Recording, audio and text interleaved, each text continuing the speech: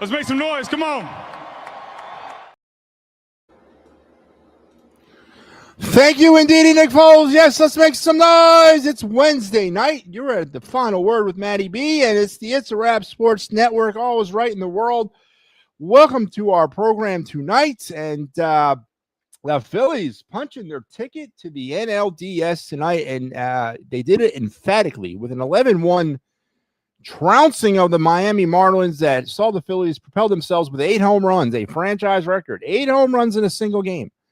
The Phillies have now hit 218 home runs in 2025, and the majority of those, like over 123 of them, have come in the second half of the season as the power surge definitely picked up on the last 81 games of the year, propelling the Phillies into the NLDS.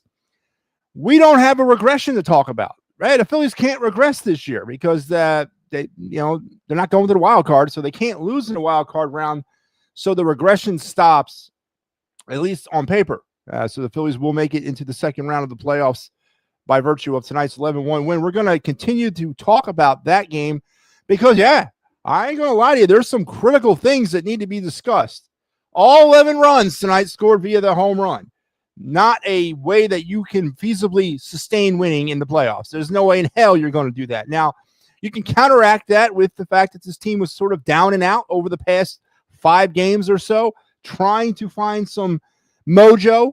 And tonight was one of the games where they broke out with those 8 home runs, and that's a way to find that mojo. So we'll definitely blend the critical with the good, because there are some optimistic things to talk about. Jesus Luzardo being number 1 on my list.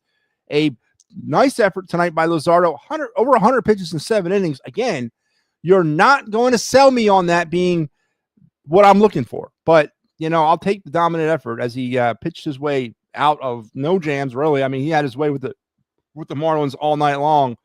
So the conversation with the Phillies will still continue tonight. The Eagles preparing for their road game in Tampa on Sunday. Nolan Smith on his way to the IR. Man, that defense doesn't need that right now as they're trying to sort of carve out their own identity. And the pass rush hasn't been something to write home about as it is. Now you're going to lose one of your main contributors of that pass rush, Nolan Smith. Also, Jacorian Bennett placed on the IR today by the Eagles too. So we might actually see Keely Ringo in a football game, which this could be a very interesting week for the Eagles. Very interesting game against the Buccaneers, a team that they've struggled mightily against, especially in Tampa. So we'll get into some Eagles talk. Some Flyers, nothing really to talk about tonight with the Flyers as training camp continues on down in Voorhees. They lost last night 4-2. Again, it's kind of hard to wrap my head around preseason hockey with so much going on. But tonight's main theme, as we get closer and closer to one of the more magical months in the Philadelphia sports calendar, and that's October, we have been secured now, with the Phillies making the playoffs for a 4th straight season, an opportunity to witness a phenomenon in Philadelphia sports. And that's all 4 of our major sports teams competing at the same time. It doesn't happen quite a bit, or it doesn't happen that often. It has happened quite a bit over the last 4 years, but it never gets old. And I think people don't remember, or they forget easily how cool that is and how rare that is, and that we are in an era where that's pretty much existing. So we're going to discuss what October sports in Philadelphia really mean and everything else cool about October. It's just a great month of the year, my favorite month of the year, to be honest with you. And we have our of the nights. No. We're not doing of the night. We're doing the card, and we're doing the day in Philadelphia sports history. All those great things wrapped up here on the program on this Wednesday evening. And welcome aboard, everybody. Joe Hale, how you doing?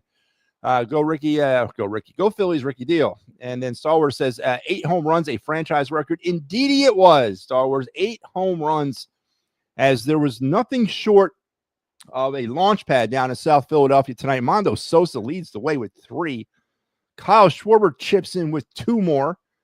Otto Kemp, the unsung hero, telling you, when it's all said and done with, Otto Kemp is going to put his name on this team. He's going to put his stamp on the 2025 Phillies in some way before it's all said and done with. I feel it in my bones.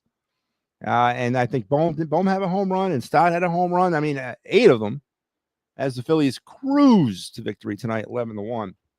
That's definitely going to be part of our conversation. So let's get it going. Let's strap it on, strap it up, strap it in. Let's begin Keep your head, hands, and feet inside the car. Let's get into our night in Philadelphia sports history.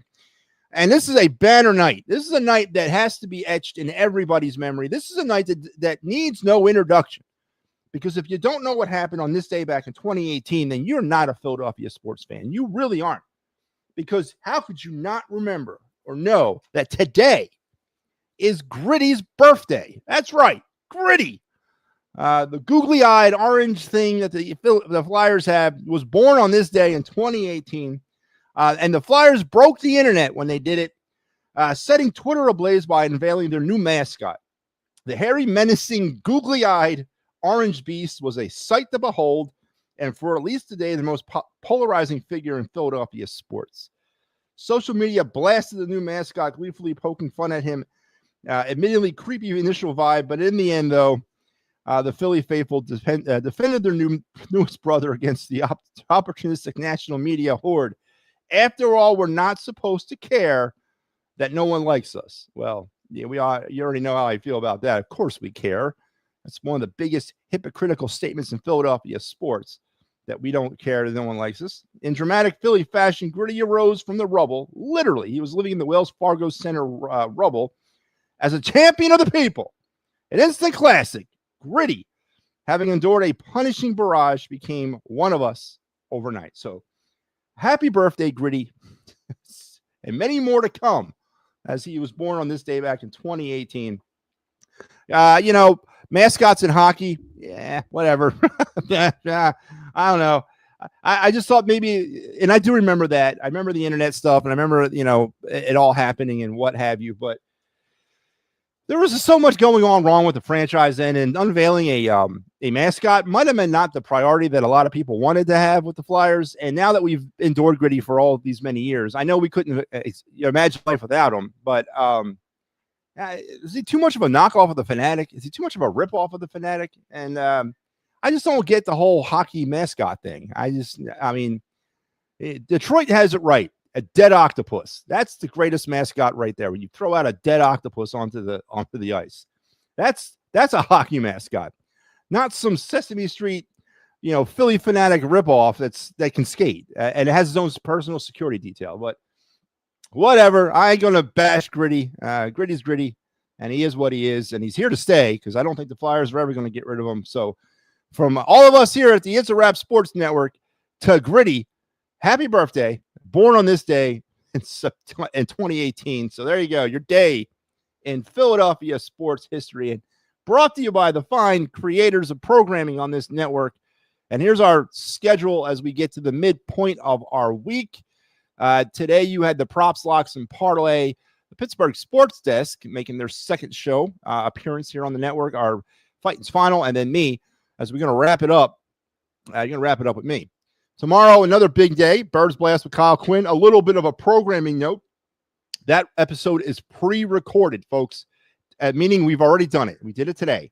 So when it airs and you get pissed off by some of the comments that some people in the show make, if you comment along and you drop a comment in, don't get mad when no one responds because it's not live. It's pre-recorded, but it's a good one. Trust me when I tell you it's a good one. Me and Kyle actually got into it for the first time in a very long time. It felt great to be back on opposite sides of something. We've been agreeing on stuff way too long, but today we went back to our roots. So make sure you're checking out the Birds Blast with Kyle Quinn tomorrow. It'll air at 7 p.m., but it has been pre-recorded. Then they got the Gridiron Weekly on at 8, and then the Attacking Third at 9. Phillies and Marlins with the Fighting's Final, and then I'm not sure right now. I gotta check, but I think I'm doing the final tomorrow. I gotta find out what's going on. But if I'm on the final for Pat, then there will be no final word. If I'm not, then yeah, I'll be here with you. But we'll work all that out tomorrow. But there you have.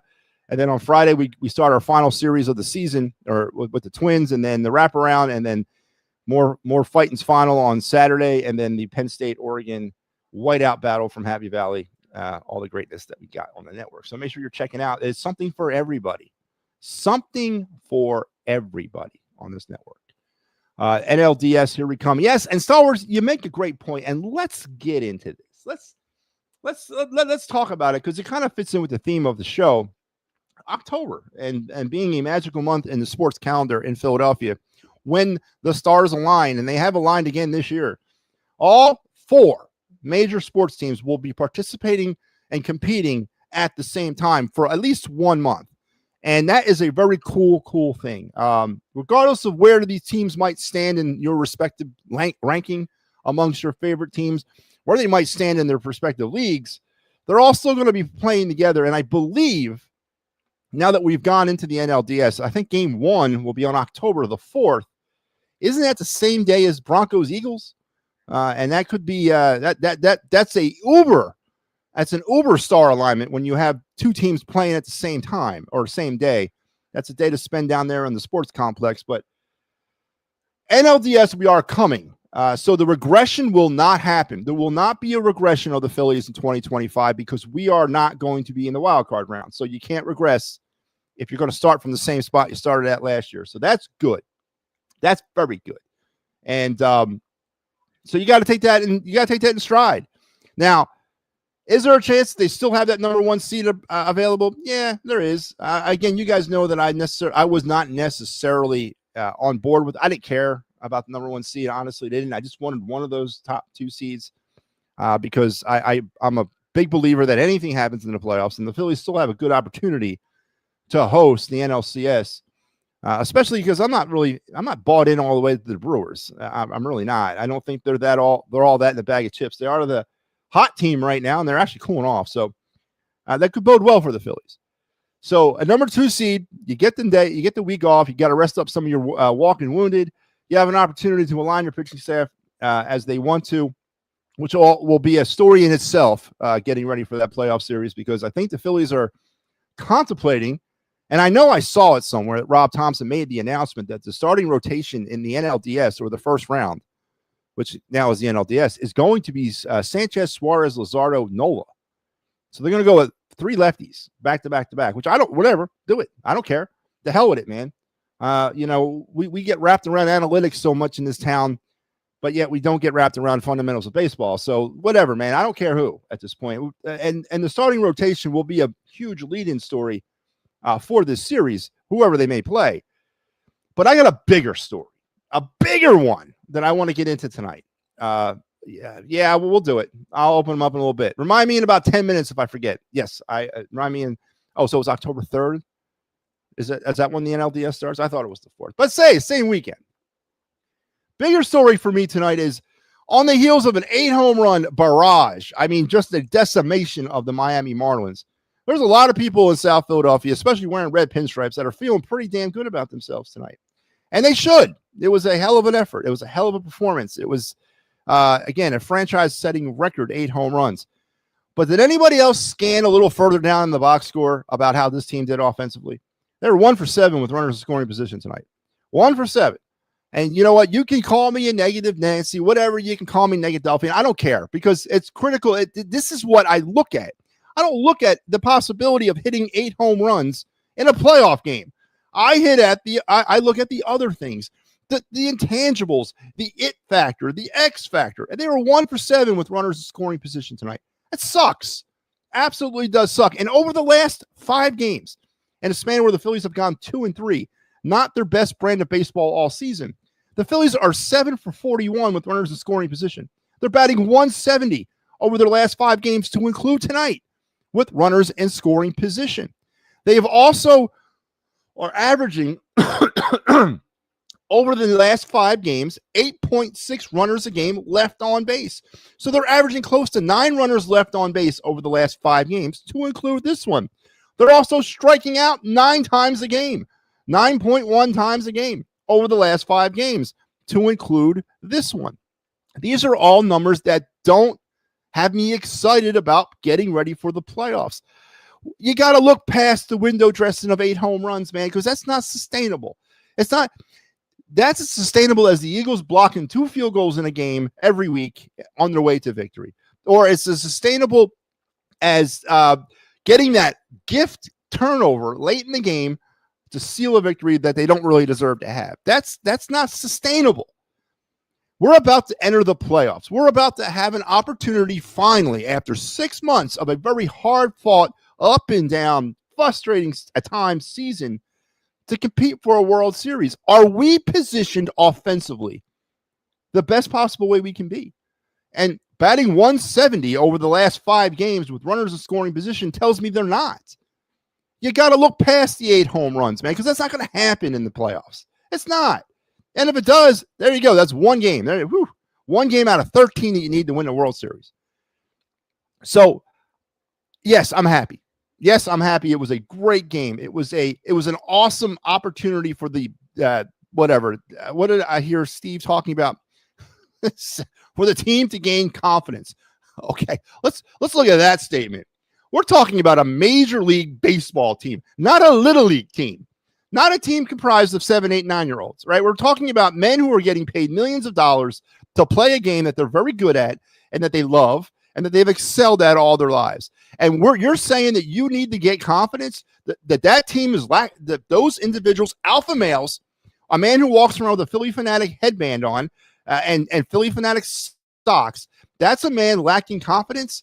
These are alpha males playing a sport, getting paid millions of dollars. I don't really give a damn about their confidence level. It should always be at a high level. So to sit here and say, well, yeah, it's good to get their confidence level up. What the hell are you talking about, man? These are professional athletes. Their confidence level it should be at the top of their game at all times. So don't give me the confidence. I think Kyle Quinn also gave me some nonsense about that earlier today about they know how to win. What the hell does that mean? I mean, you know how to win. You either can or you can't win. You either perform or you don't perform. You execute or you don't execute. Give me this philosophical crap about, they got their confidence up or they know how to win. Come on, man. Come on. I'd rather have an unconfident team that can bat 285 with runners in scoring position and not leave 9 runners on base a game than a team that is oozing with confidence and thinks they can win a World Series by hitting 8 home runs a game. So listen, happy, yes. Happy that they've secured at least the top 1 or 2 seeds. Happy that there will once again be October baseball, even though that happened like last week. But happy that we're going into another October where all 4 teams will participate together or compete alongside each other for at least 1 month. 100% happy about that. But does it get me any more confident that the Phillies can win a World Series? Because nothing is changing about the MO or the DNA of this baseball team. They are still a home run or nothing type of team. Evident by tonight. All 11 runs scored via the home run. Does that concern anybody? Does that not give you a sort of I'm not really feeling it? And it was against the Marlins. The Marlins, I guess tonight now is official, are not going to the playoffs, right? They've been knocked out. We're not going to see the Marlins in the playoffs. We're not going to see the Rockies or the Pirates or those types of teams in the playoffs. Do you think Shohei Ohtani is going to give up 8 home runs in a game? Do you honestly think those types of pitchers are going to give up 8 home runs a game? No, they're going to work on the other angle that the Phillies have. Swinging at garbage, swinging for those home runs, taking advantage of 4 for 41 with runners or 7 for 41 with runners in scoring position over the last 5 games. That's what they're going to take advantage of. They're going to take advantage of this baseball team over the last 5 games, striking out 9.1 times a game. That's the stuff that we got to be focused on, and not us. Christ, the Phillies got to be focused on that. Great news story. Sosa with 3 home runs. Schwarber inching closer to the Ryan Howard plateau. That's awesome. That is. But it's not getting me a World Series trophy anytime soon.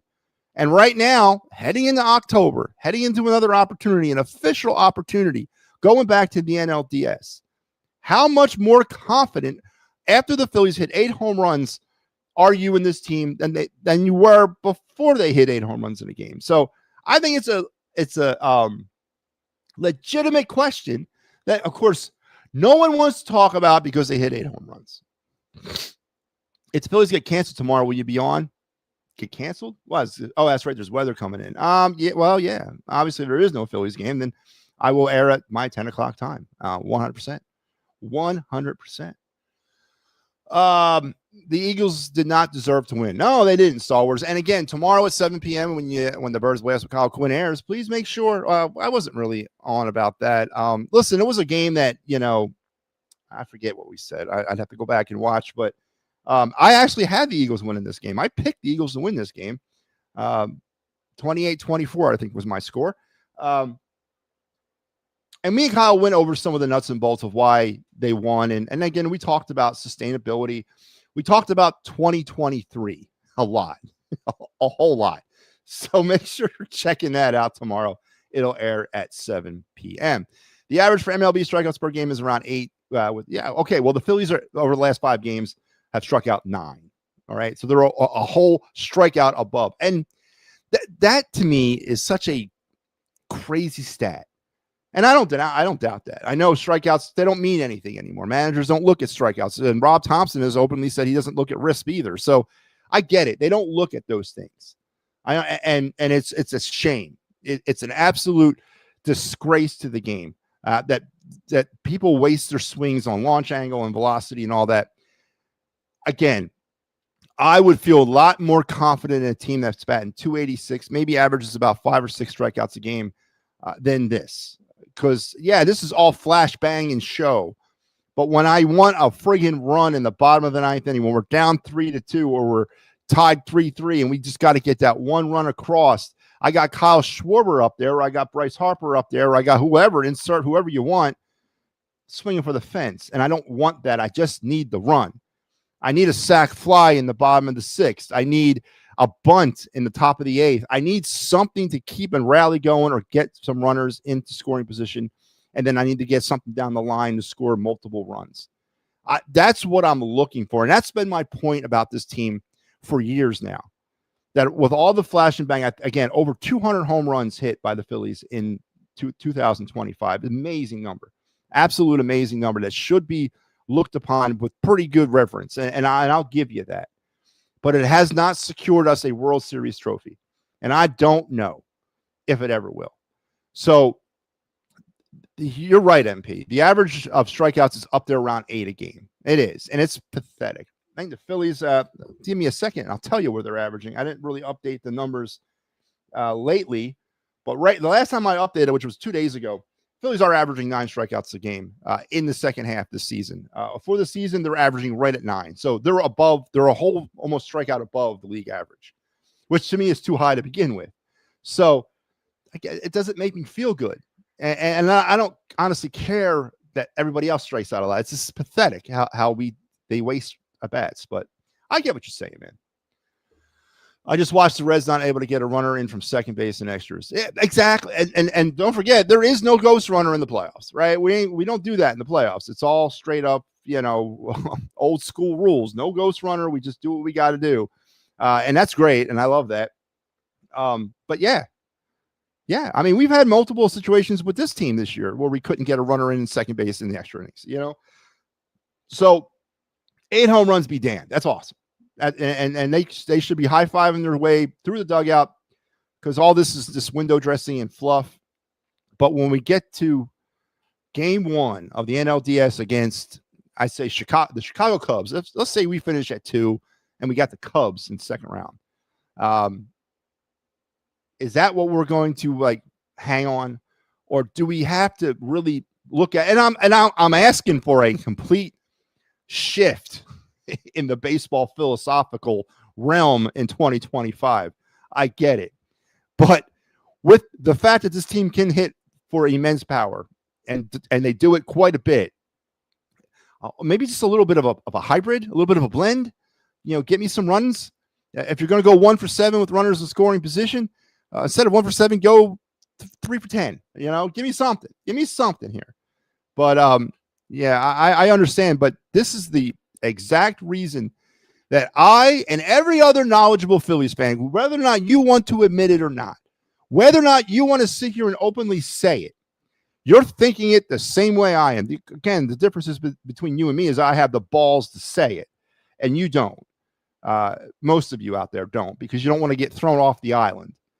But what you're thinking is exactly what I'm saying, and it's in the back of your head, and it's boring a hole through your brain like a little worm. That's what I am. I'm that little worm that's boring a hole in your back of your head.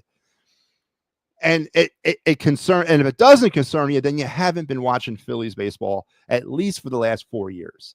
And if that's the case, I suggest you take a crash course from the 2022 season onward to this game tonight, and you'll know exactly what I mean. It's been 10 minutes. Can you? Okay, good night, nurse. All right, man. Here we go. Get ready. Here, the virtual phone lines are now going to be opened. I will put the link inside the chat. It'll be blasted out. You can jump in and join the conversation, via the old school like caller thing. When we're not using phones, we're using computers. So if you just have to be able to talk to me. You don't need a camera. I don't need to see you. If you want your camera on, that's fine, but I don't need it. But I need to be able to speak to you. So I got to hear you. You got to hear me. So you click on that link. It takes you backstage, and I'll see you there, and I'll throw you up on the screen, and we'll talk and have some fun and then do what we got to do. So the lines are open. I'm old school like you. I missed the sack bunt, which Terry Francona should have used tonight. Yeah. Isn't it frustrating, though, to see it? Isn't it frustrating that in a situation, you're just bunt the runner over? Come on, just do it. First and third or first and third. Just bunt that runner over, man. The runner on third is probably not going to score. That's fine. But you get two runners in scoring position and you sacrifice one lousy out. That's how it used to be. That's how I was raised. That's what I was taught to do, man. Phillies will play the winner of the LA Mutts series or Arizona or Cincy if the Mutts continue to plunder. So if the Phillies finish as the 2, again, this was a sort of a contentious point the other night. As the 2 seed, right? The Phillies get the first round bye along with the 1, which is the Brewers, correct? And then the 3 and 6 and the 4 and 5 play, correct? Now, the winner of the 3 and 6 plays the 1, correct? And the winner of 4 and 5 plays the 2, because the 1 seed gets that higher or gets the possibility of playing the 6. I'm not. I guess I got to look more into it because I know everything is sort of up in the air right now. Everyone's battling for that last playoff spot, but at least am I right about that? Is it 1 versus the winner of 3 and 6 and 2 versus the winner of 4 and 5? I think I'm right about that. The Indians tried to sack Fly last night and it cost Fry a hit to the face. Wow. How's that happen? How does that happen, man? Woo. All right. Well, I'm still a proponent of the sacrifice fly and the sacrifice bunt MP. Come on. Let's bring back the old school. I'm telling you, somewhere along the line in this playoffs, somebody's going to do it. Someone's going to win a game playing fundamental baseball. Someone's going to win a game dropping down a bunt, and no one, it's going to be so obvious that a bunt is called for the situation, but no one's going to expect it. Someone's going to do it, and they're going to win something from it. I'm telling you, and it's probably going to be done to the Phillies.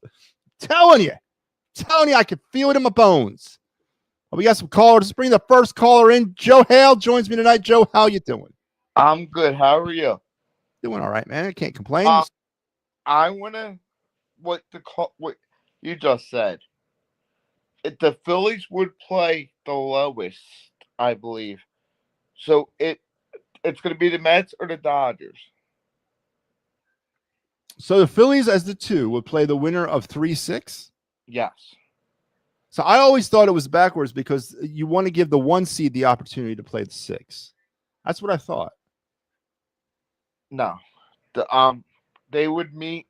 So it's there's free wild card teams, right? Mm-hmm. And it's going to be, yes. And it's definitely Saturday, the first game.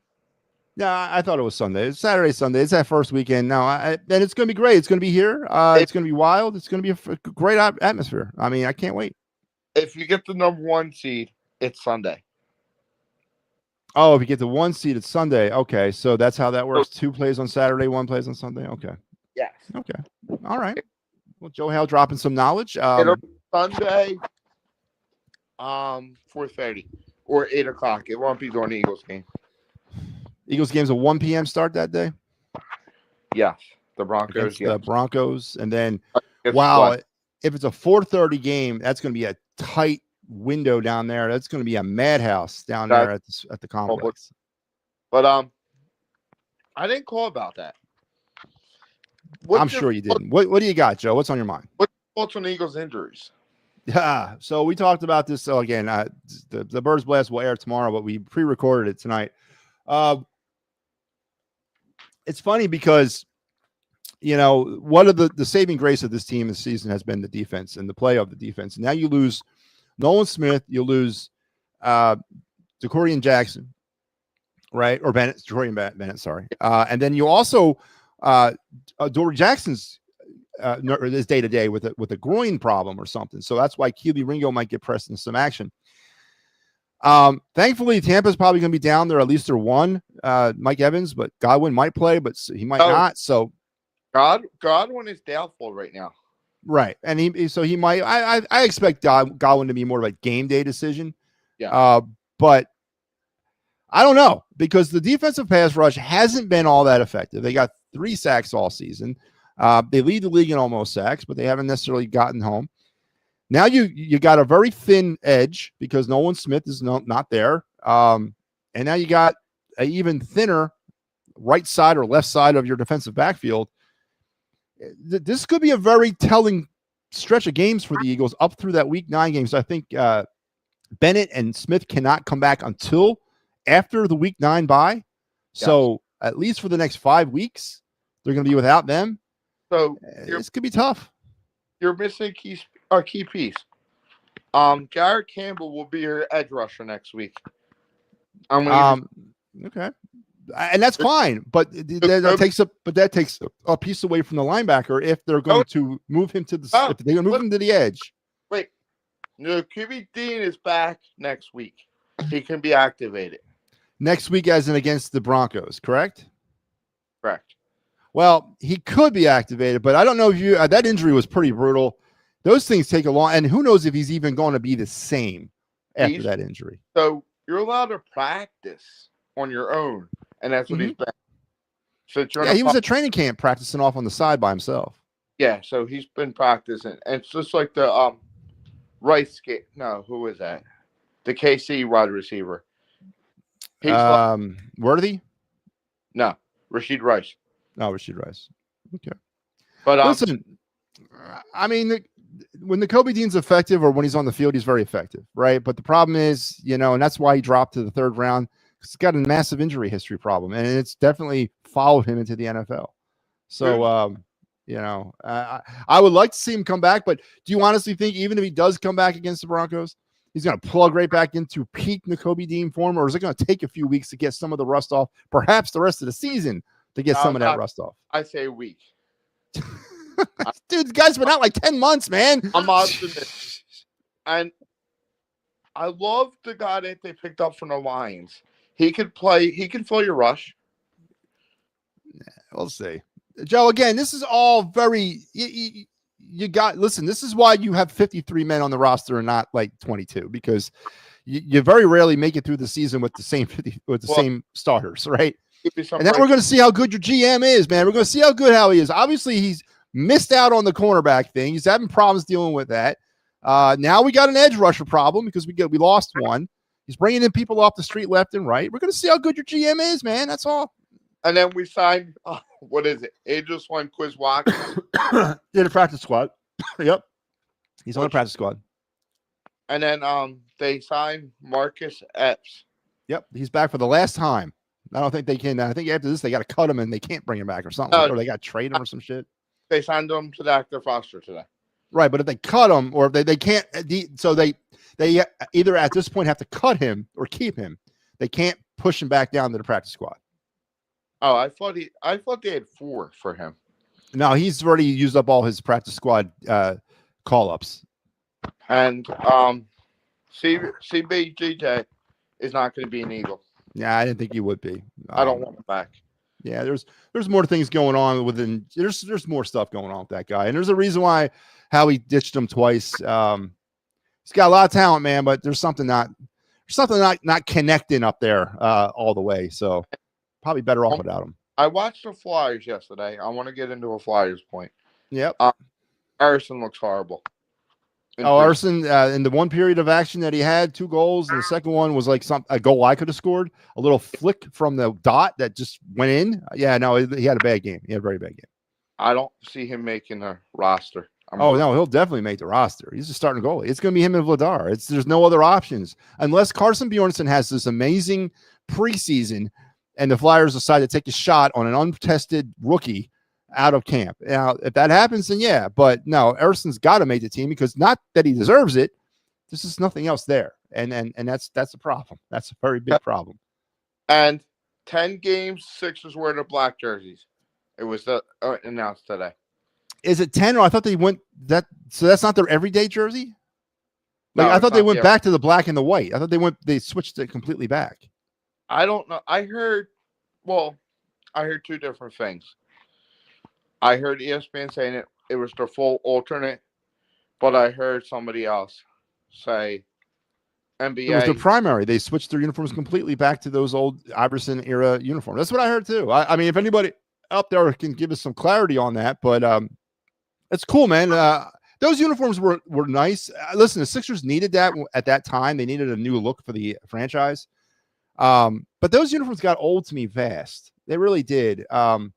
I liked when they went back to the old school red, white, and blues. I did, but those things got old too. So I don't know. Maybe it's time to go a complete different way. We should bring back those red and blue ones that had the stars up the sides. Remember the Sean Bradley era Sixer uniforms? We should bring those monstrosities back, man. Bring those things back. They were terrible. They were. He was terrible. He was a flop. That whole era of basketball for the Sixers was bad. But yeah, those uniforms. Somebody gets paid big money for designing that crap, and just like the whoever designed those Phillies City Connects, man. Thank God that per MLB rules, 2 years you can change it. Those? No, man, I can't stand those things. Apparently, they're coming out with a new uniform next year for that. Well, yeah, because after 2 years, you have to have your same City Connects for 2 seasons. Then after the second one, you can switch if you want. That's what Texas did, and Texas got eliminated yesterday from the playoffs. No. So, MLB score, if the Diamondbacks win, it'll be a three-way tie. Did the Mets win tonight? The Mets are getting shelled 10-3. I have it on right now. I'm just laughing at it. And MP was talking a little bit about the Reds. Did the Reds lost tonight, right? The Reds lost. So no one will, and so the Diamondbacks will get closer, and everybody else will stay the same. The Diamondbacks would be in that final wild card spot. Oh, they'll leapfrog both the Mets and Reds if they win? Yes, they're in the tiebreaker. Woo. MP says 14 home games, 6 road games for the new Sixers jersey. So there you go. So 20 games total for the blacks. Obviously, they're not going back to the whites, just the black ones, probably. I guess. There you go. MP checking in with that. Thank you, MP, for that news break, because I honestly thought that was their new primary uniform. Thank you, MattyB, for doing this. I even asked Attacking Third if I can come on with them for a little bit. Well, so the policy on the network is these guys can run their shows any way they want. If they want to open up the phone lines, they're more than welcome to, but they're not mandated to. I can't make them, and I won't make them. So no, I asked Steve, and he's thinking about it. Start just like shaming them. Say, well, MattyB does it. Why can't you? What are you afraid? Just shame them. Start shaming them all, man. Wait, and I'm watching right now. They'll bend to the peer pressure, man. They will, because they're not. All of them are nothing but a bunch of cowards, man. And they do everything I do because they're afraid to go against that. No. I'm just kidding. I love them. No, all right, Joe. Listen, you have a good night. I will talk to you tomorrow if we have a show. If not, I'll see you Sunday. All right. Have a good one. All right, Joe Hale chiming in. So yeah, MP reports 14 home games, 6 road games. I thought it was they're going back to the black on the road and the white and black at home. Okay. So how many uniforms does that make now for the Sixers? Like 7 that they're going to mix in and out with over the course of the season? Oh, Lord, man.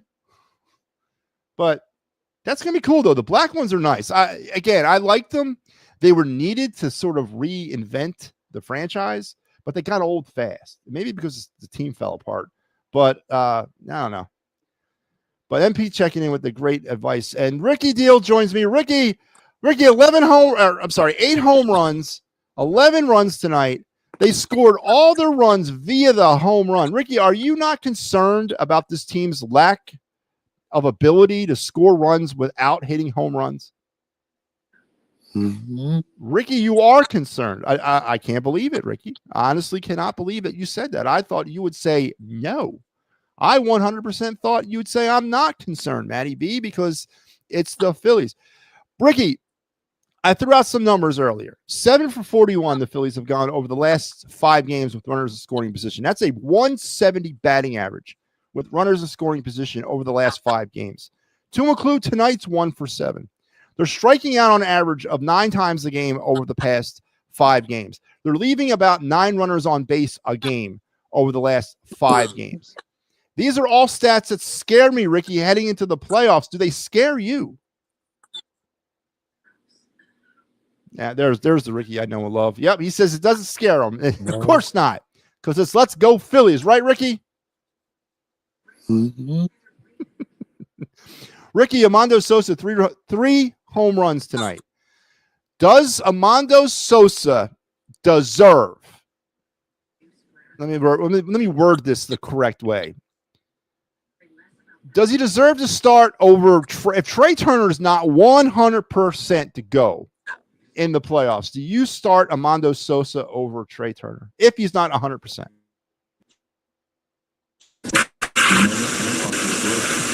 I get Ricky's TV in the background. Ricky, can you hear me? Mm-hmm. Ricky. All right, so you think they should start Sosa over Turner if Turner is not 100%? Mm-hmm. I disagree. I don't care if Turner's 85%, he needs to start. But if Sosa's had himself a really good offensive year. All right, Ricky, listen, I'm going to let you go, brother. Always a pleasure. Make sure you're checking back tomorrow or Sunday. I'm not sure when I'll have my next show, but be on the lookout for the program. That's Ricky Deal, everybody, checking in. So I think that's an interesting point. Sosa, for his credit, has really had I would say, his best offensive season of his career. I mean, right from the very beginning of the season. Remember, he was hitting home runs against the Nationals right there in the beginning. And he was red hot when given an opportunity to play. There was a conversation at one point as well about him starting over Trey Turner because Trey Turner started the season off a little cold. And I remember I was bitching about that at one point, saying, listen, he deserves at least to stay in the lineup until he gets cold again. And we all expected him to get cold again. But honestly, Sosa never really got that cold. I mean, he stayed pretty good all season long. He stayed pretty consistent. So do you risk Trey Turner going out there not 100%? In the playoffs, or do you just say the hell with it? I'm rolling with Trey Turner. I mean, I think it's maybe I don't know if it's that much of a hard conversation to have, but it definitely makes things more interesting heading into the playoffs. But Otto Kemp definitely deserves to be on the playoff roster. All this guy does is hit, and I'm telling you, before it's all said and done with, before we put head to pillow and end the 2025 playoffs, Otto Kemp's going to put his stamp somewhere on these playoffs. He is going to do something either positively or negatively that's going to affect the outcome of the Phillies season.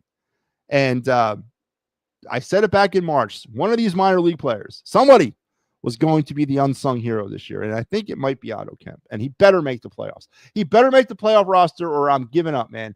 I'm turning in my Phillies fan card. Kyle set the record for lefties for home runs. Yeah, and he's on his way to try to get Ryan Howard. Is the Kyle Schwarber MVP conversation back going on? Is hitting home runs at a ridiculous pace enough to dethrone, let's face it, the reigning in my opinion, the NL MVP, Shohei Ohtani? I say no, because Ohtani comes at you in so many other ways. The guy had Tommy John surgery 2 years ago, and he's back pitching. But has Kyle Schwarber done enough? I mean, Kyle Schwarber will be in the top 3, but has he done enough to dethrone Ohtani in the National League? I say no, but we'll see. Real question is, does Nicky C end up on the playoff roster? Yes, he does. But MP, here it is. Here's the situation. I don't think he starts. I don't think he does. I think he starts on the bench. And not that he doesn't find his way into the starting lineup at some point, but I don't think he comes out of the hop starting. Of course, he's going to make the roster, right? but I don't think he's a starter. I don't think they do that. I honestly believe, and listen, I'm not Rob Thompson's greatest supporter. And to be honest with you, I think he's kind of he's kind of a dud. But the fact that he's benched a guy who's making like $20 million a season, down a playoff stretch, says me a lot about Rob Thompson's character, that he's not going to be assuaged by the money, that he's going to go with the hot hand here. Now, there's more options this year, and then this should have happened last year, but there wasn't any options to bench Castellanos for, but there's been a lot of options this season, and it's worked out that way. But I think he obviously makes the playoff roster, but I don't think he starts. I think he's on the bench to start the playoffs. Now, again, does he finish there? I don't know, but I think he starts the playoffs on the bench. Kyle finishes second in the National League. Cal Riley will win the MVP in the American League. Yeah, I definitely agree. Yeah. Well, does popularity come into it? Does Aaron Judge still have a say in this? Does Aaron Judge still has a dog in this fight? Because Aaron Judge has been sort of a sustained product. I know Cal Riley's just kind of coming into his career and all that, but does that factor in at all? That, the pedigree or the past? Or is it should be based completely on what you do in that one season? And if that's the case, then obviously, yeah. Would I take Rojas? No. No. Are you, what the hell? Would I take Rojas over Nick Castellanos? No. And the fact that they didn't bring him back up, hallelujah. Johan Rojas is maybe played his last game as a Philly. Had a really good end of the season down there in AAA. I would take Gabriel Racones Jr. over Nick Castellanos. I would definitely take Justin Crawford over Nick Castellanos. I take one of those guys. Absolutely. But no, I'm not taking Johan Rojas. Sosa is better in right field. Sosa better in right field. But again, here's the thing. It's almost like the Nick Foles syndrome, right, MP? It's like, you know what? You see him in flashes of greatness. You see him that he can do it. But then he goes into these little like lulls where he doesn't look like he can do it. And then you don't have the confidence in him to be the long-term guy. The Nick Foles syndrome. Nick never won anybody's confidence for long-term success or long-term starting for some odd reason, even though every time he got into the game as an Eagle, he won most of them. But it's almost, he kind of looked like Sosa in that light. You're just like, yeah, he's having a great offensive season. 3 home runs tonight. He's batting well above his average. He's not an automatic out. He's been really good. But he's just not a regular guy. He's not an everyday guy. And I'm not saying it's a fair assumption or a fair simile to make, but it's I call it the Nick Foles syndrome, man.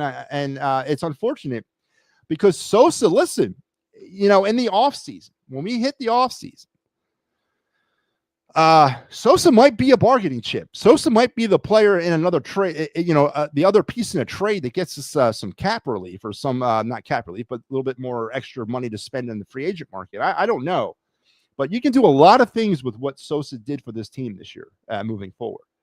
And, so, Sosa still might be a value to the Phillies, but not as an everyday guy. Kepler is better in right. To start, I think you're right. They've only put 2 players in right field, Casty and Kepler. If I was Rob, I would give Otto some games in right field. Yeah, absolutely. I give him some games in right. The right field's going to be a turnstile at the end of the season. Trying to see if anybody can really stick out there. No, that's a good point. Because I don't really know where Otto Kemp fits in this. Obviously, Otto Kemp's not going to start. He's going to come off the bench. And not as a defensive replacement. He's going to be a bat off that bench. But you're right. They got to probably try to find somewhere where they need him. Nick hit into a double play against the position player. That's the only double play grounded into all night long. It was by Nick Castellanos against the position player. I do. Yes, you're very right. Sosa, Otto, Sosa, Marsh, Wilson. Rob has the role with the hot guys. I'm not feeling Weston Wilson either, man. Again, I don't care. I just have Jake Cave images flashing in front of me. I'm not saying they're the same person, but I just have a sneaky feeling that when the smoke clears, Weston Wilson is going to be walking up to the plate with our season on the line, and I'm going to have the PTSD of the Jake Cave crap in 23. I don't know. I fear that. I just fear it. It's my own personal demon, but I don't know. I'm not feeling that. I'm not feeling that right now. But is there a chance that the Phillies also carry 3 catchers in the postseason? Does Garrett Stubbs make this postseason roster? Does he? Please say no. Please support me by saying Garrett Stubbs won't make the postseason roster. Are we going to carry 3 catchers into the postseason? Oh, man. It's going to be fun to see that roster. I can't wait when they got some time, but it's going to be interesting to see what direction the Phillies go into. But Phillies 11-1 winners tonight, 8 home runs, franchise record. Sosa hit 3, Schwarber hit 2 more on his way to eclipsing Ryan Howard's record with most home runs in a season. Not a chance Stubbs is on the roster. You say that now. What the hell is he doing on the roster right now? Why is he here right now? Why isn't a Justin Crawford or an Aiden Miller or a Gabe Racones Jr.? Why isn't one of those guys up here right now with an opportunity to get some hacks at the big league level at the end of the season? Why the hell is Garrett Stubbs here? I mean, you say that like that's such a certainty. It's not, because I don't know what Garrett Stubbs has over this team. Hasn't played at all for the Phillies all season long, up until he got recalled back on September 1st, right? It made no sense to recall him on September 1st. It makes no sense to have him on the roster right now, and it certainly doesn't make any sense to keep him on the postseason roster. But you know what? Garrett Stubbs is like a cockroach after a nuclear bomb. Doesn't go away. He's there. And maybe they still need someone to mix the tunes down there in the clubhouse. You know, the beer case hat guy, the overall guy. Maybe they're thinking that he's the good luck charm and all that. But you can definitely tell me there's no chance, because you could have told me that on August 31st that there's no chance Garrett Stubbs gets called up for the September call-ups. I would have agreed with you, but look what happened, right? Because I honestly can't make hide or hair out of why Justin Crawford, Aiden Miller, Gabe Racones Jr., any of those guys weren't given an opportunity to at least take a month's worth of reps at the big league level. It wouldn't have affected any service time issues. But yet you're going to recall Garrett Stubbs? And that made no sense to me from the very beginning. So I agree with what you're saying, but none of this makes any sense. No, because he was a Philly also. Who was a Philly also? Who are we talking about? But anyway, the Phillies have clinched at least the number 2 overall seed in the NL playoffs tonight by the victory over the Miami Marlins, 11-1, 8 home runs, all kinds of records. Sosa with 3, Schwarber with 2. But it doesn't mask the problems that this team still faces heading into the playoffs offensively. It does not mask them for me. 170 batting average with runners in scoring position over the last 5 games to include tonight. Averaging 9 strikeouts a game over the last 5 games to include tonight. Leaving 9 runners on base on average over the last 5 games to include tonight. Those are the stats that win you World Series or lose you World Series. Not 8 home runs a game, because that is not going to happen. And if it happens, that's 1 out of 13 that you need. So I'm happy that they won. I'm happy they went off with the power, but it does not do anything for my confidence level of this baseball team. Offensively, we haven't even scratched the pitching surface yet. I don't have the strength to get into the pitching tonight. We'll get into it probably tomorrow or next week. We'll have plenty of time to rev up the pitching concerns, which I can't believe I'm saying, because I've not really been concerned at all about the pitching this season. I still think, and I still do think, they have enough to make a deep run. But what's been going on with the back end of the bullpen over the last 5 games is a little concerning. And, you know, when you're Jesus Luzardo and you're throwing 7 innings, but you're going over 100 pitches, you're going to need the back end of that bullpen at some point. And how confident are we in Johan Duran? How confident are you in Tanner Banks? Tanner Banks is not a late inning guy. I don't care how you spin it to me. Tanner Banks is not a late inning guy. He's a middle reliever. And that's always been. He's pitching kind of above his head right now. I mean, Tim Meza, is he going to be your new 8th inning option? You don't have Alvarado. And where the hell is Jordan Romano? Has he got the worst blister in the history of the world? The guy's been on the IL for like the last 50 days. Not that I'm, jonesing for a comeback, but come on, man. He can throw 90. And again, I'm not sitting here telling you that he's going to solve the problem. No, but no Jordan Romano. You don't really have your eighth inning options right now are pretty thin out there. You can't trust Kirkering. You don't have Romano. You don't have Alvarado. You're going to go with Banks. Is David Robertson the best thing you have in the eighth inning? That's concerning. That's very concerning. And so has been the pitching of Johan Duran. So we haven't scratched the surface on pitching. We'll do that another night because I got to actually get some sleep tonight. Let's not forget how well Luzardo pitched his last few. No, he has 100%. 100%. But he threw 106 pitches in 7 innings tonight. And he's been averaging around 100 pitches a game. 103. I'm sorry. He threw for 103. And listen, seeing him pitch consistently, it's been a great sign. And we're going to need him. Oh, hell, we're going to need him. He's your number 3 in this rotation. So, no, it's been a good sign. As I said, the starting pitching before you get to Nola, and then we even talked about Nola. We haven't even got into that. That Nola, even though he's going to be buried on the back end of the rotation because they don't trust him, he's going to have to pitch at some point to make a deep run. He's going to have to pitch in a pivotal moment to make a deep run. So the question's about Nola. And the fact, are the Phillies really going to go with 3 back-to-back-to-back left-handers before getting to Nola? And what does that say about Nola? And what does that do to Nola? We're all about this confidence thing. I mean, this guy's getting paid $30 million a year, and he's being told, listen, we're going to stash you in the back end of our playoff rotation, and if we need you for game 4 in the NLDS. What does that say about that?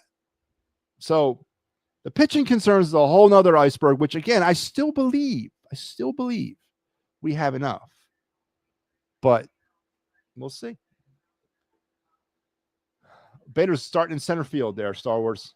Except he's a defensive liability, too, out there. His arm's terrible. I'm concerned about the bullpen. Duran isn't, Brad Lidge and Kirkering and Robertson aren't cracking. Yeah. And that leaves a big hole in the 8th and 9th inning. A very big hole. Jordan Romano will never see it again. You're probably right. Strom has been good, but Strom is not anything more than a 6th, 7th inning guy. If we're asking Matt Strom to pitch in the 8th inning, I don't think it's going to go well. Maybe once, but if we're going to go back to Strom multiple times in games in the 8th inning, I don't think it's going to work out well. Walker Buehler's been the ace in the hole. Book it. Playoff experience, World Series champion, knows how to pitch in those moments, kind of has some maybe not per se Jamie Moyer vibes to him, maybe more Joe Blanton vibes right now at this point in his career. But he knows how to win in those moments. He knows how to pitch in those games. I agree with you there. Walker Buehler might also be an ace in the hole. Yeah, you're right. You're absolutely right. Especially in the playoffs. Ricky, you're welcome anytime. Again, the phone lines are still open. If you haven't jumped on and you want to come on, you have about, 5-10 more minutes before we're going to wrap it up. So hop in if you want to. Matt, thank you for having me call in. Ricky, you call in every night if you want. 1 phone call a night is the limit here on the program. So anyway, Eagles, tomorrow at the 7 o'clock hour will be the Birds Blast with Kyle Quinn, 94 WIP's own Kyle Quinn, who does the pregame with me every week. So for the last 6 years, me and Kyle have been doing that. And we will air our episode tomorrow night at 7. So make sure you're there. 8 o'clock is the Gridiron Weekly. 9 o'clock is the Attacking Third. Then you got Phillies postgame, and then you got me potentially at the end of all that. So another busy night on the network tomorrow. I had a busy day on the network. Got a lot of stuff out of the way. Talk tonight extensively about the Phillies and their 8 home run outbursts against the Marlins. Is it masking deeper problems, and is it sustainable? The word sustainable has been a popular word around Philadelphia lately. Eagles, as me and Joe discussed a little bit, the defense going through its paces right now. Nolan Smith on the IR. Jacorian Bennett on the IR, Dory Jackson dealing with a hamstring or a groin problem. We might see Keely Ringo actually starting or playing significant reps in Sunday's games against the Buccaneers. Who's blitzing? Jod Campbell, it's a good option, absolutely. But then who's playing linebacker? So it could be a very interesting game against the Eagles, against the team in Tampa that they have not done well in Tampa. It's going to be 90 degrees at kickoff with 70% humidity. So that's probably about 110 real feel down there on the field. So it's going to be a hot one. Does that possibly factor in to anything that happens on the field Sunday? So we're getting to that stage of the week where it's going to all be about the football team, rightfully so. But we do have playoff baseball forthcoming, and we cannot wait. So let's go now to the final segment of our night, my favorite segment of every night.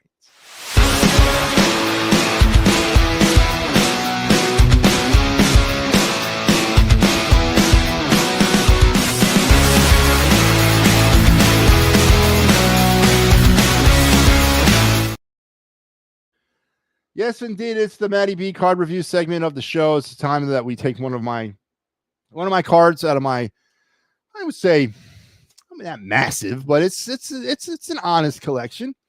I've been dinking and dunking collecting cards all my life. Over the past 2 years, I started getting back into it a little bit more seriously. And just recently, about a year ago, finally, after 50 plus years of putting it off, I got around to organizing everything. And I also absorbed in my stepson's collection into my collection, which makes us a formidable. We're over 10,000 cards strong in the set or in the collection. And we got some doozies. We've been selling some cards. We've been collecting some cards. We've been trading some cards. We've been having fun with it. This fall, we are going to be at a card show near you as well. I'm going to test the waters there too. I'm going to get a table for a weekend and just see what I can do. Again, I cannot go up against the big boys at the National or anything like that. Cards HQ out of Atlanta would rip me apart. But just to see some local rinky-dink mom and pop type show at a mall somewhere in like November, let's see what we can do. But that's coming up on the horizon. But tonight we sit and we talk about a card from the collection. Last night we were on 2025. Matter of fact, we've been in 2025 tops for a few nights. So we're going to keep it rolling with 2025 tops. We're going to talk about one of the Chrome cards from this year's set. Just a little recap of how Topps does it. So they have a set, you can, set your clock by these sets of cards that are released every season by Topps. You got Series 1, Series 2, your Chrome, and your Chrome Update, and then your Holiday. Those are the ones that come out, come hell or high water every friggin' season. They have specialty sets that they release every year. This year they did a Heritage set. They did another set as well. But those are the sets that you set your clock by every year that they're going to have. And tonight we're going to dwell into one of the Chrome cards that came out. We're about to see I think the Topps Update series is about to come out here probably very soon, because the Holiday set will come out in November. So we're coming to the end of another card season, but we're going to sit back and talk about one of the Chrome cards of a player that I truly like. I have a fascination with his position. You guys know this is on this show. If you watch this show regularly, I'm fascinated by the catching position. I look at the catching position on a baseball team much like I look at the quarterback position on a football team. I think if you don't have one of them, those guys, those leaders, those captains, those alpha males as a catcher, you're going absolutely nowhere as an organization. And if you look back through the course of MLB history of all the dominant teams, a lot of them had that guy. A lot of them had that catcher. If you look back some of the Phillies seasons, they had that. The two world championship teams had that guy catching. Now, they don't got to be hitting 400 and bashing 45 home runs a year. No, but they're very intelligent baseball people. They know how to call a game, because there's so much more going on with the catcher than a lot of people think. It's calling pitches. It's also setting defenses. It's you're the captain of the defense, and it's a tight position, and it's a hard job. And I think it's at times under-evaluated job that a lot of teams don't evaluate or don't give it its due. And we're going to talk about a catcher from the 2025 Topps Chrome set, and a catcher that I particularly like and have always liked him, even when he was in college. Who got drafted by the Baltimore Orioles back in 2019. Now, the Baltimore Orioles have fallen on some hard times this season, and he's definitely along with that ride. He's had sort of a mediocre rise in his career, but I still like him. And if the Phillies could ever find their way to getting him, I would love it. And that's, of course, Adley Rauschman. the young, talented catcher from the Baltimore Orioles, and this is his 2025 Topps Chrome, card number 271. It's a base refractor from the set. The Chrome cards, just in their appearance, are awesome. The silvery Chrome, and then they get even more funkier with parallels that they put out, the shimmering, the sand glitter, the holographic, the all kinds of background stuff. They got this year was and we'll get to probably one of those cards later on. They got a negative set of Chrome cards, meaning how you have a negative picture where it's black and white. Well, they've done that with baseball cards this year with the Chrome set. So I love what they do with Chrome, and I love the fact that they've done this now, and I love that it's part of the set. And this is the Adley Rutschman 2025 Topps Chrome refractor, card number 271, from a really good player that I think is falling on some hard times with the rest of the Baltimore Orioles. And I know it's a pipe dream, and it's not happening, but he's not out from under team control until 2028. But boy, would I love for the Phillies to make a play to get him. Maybe Baltimore could be tempted to trade for him in this past offseason. I don't know if they could or would. Again, he's under team control for the next couple seasons, which makes him very lucrative and very cheap. He is arbitration eligible. I believe this is his second time that he'll be arbitration eligible this offseason. Good young catcher who's maybe not risen as high as or as fast as he could. But every time I see a card with his name on it, I stick it away because I have high hopes, just like I have high hopes for Logan O'Hoppe. I do. Every time I see a Logan O'Hoppe card, it gets put away. I'm telling you, I got a nose for this stuff, man. I do. But Adley Rutschman is tonight's card again. And there's not much really I can say negative about the Chrome. It's a perfect design. It's a great concept.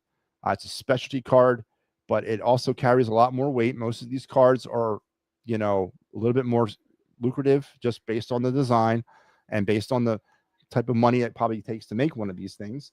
This card is absolutely worthless. It's about $3 on most valuable databases, but I'm sure there's a section of fans out there that are diehard Adley Rutschman fans, and maybe you could move one for about $10 if you're lucky. But I still like it. It still stays in my set in a place of reverence. And there you go. 2025 Adley Rutschman Chrome 271. And here it is in its physical form. See the cool little refracting it does when it hits the light. Just a badass card, man. I love Chrome cards. And there you have the MattyB card review, card of the night, the Adley Rutschman, whatever you say his name, from 2025. And that, folks, is going to wrap it up tonight on the final word. Potentially my final episode of the week. We'll see how tomorrow plays out. I am not on the final, but I may be on the final. We're kind of working some things out. And now there's a possibility that there won't be a final because there won't be a game. But here's our Fightins final for the rest of this week. I already showed you the schedule. I'll pop it up one more time. Here's our schedule for the network. All the great things that are happening. So make sure you're checking us out because we're growing and getting bigger and better and better. So from the bottom of my heart, everybody, thank you for tuning in. You guys have a great rest of your night. I will see you either tomorrow on the final word or I will see you tomorrow on the Fightins final. And then I won't see you. If I do see you on the Fightins final tomorrow, then I won't see you back on this show until Sunday. But maybe I'll see you back here on the final word tomorrow. We'll find out what tomorrow brings. You guys have a great rest of your night and even better tomorrow. Take care.